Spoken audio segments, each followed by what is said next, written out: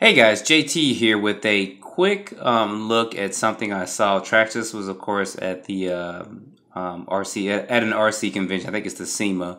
I'll leave a link in the description. But I saw this and I thought this looked pretty good.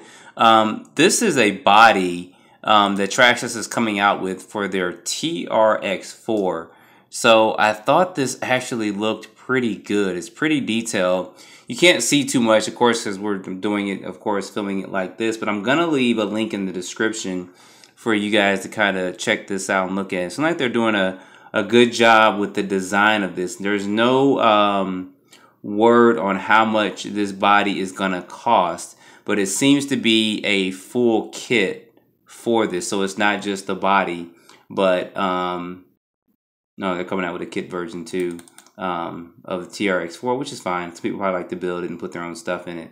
But this has got a couple of things that they were showing at the SEMA convention as well. And some of you guys may or may not have known about this, but I didn't know about it. When I saw it, I thought it looked pretty good. So I figured I would share this with you guys, especially this body, because this thing does look pretty good. I mean, yeah, I'm more of a truck guy, but this body does look good. I can see myself putting this on my Charisma car, or maybe even something else. It'd be kind of cool if they actually had these body clips that are here that actually somehow fit on the inside and you clip it from the inside, or there was a latch or something. But that's in later days, I guess, if someone finally decides to do it, because yeah, you can kind of see the body clips there. They're just angled this differently so you couldn't see them. So, but anyway, guys, I want to show this to you. Let me know your thoughts on this. I thought this was a pretty awesome body.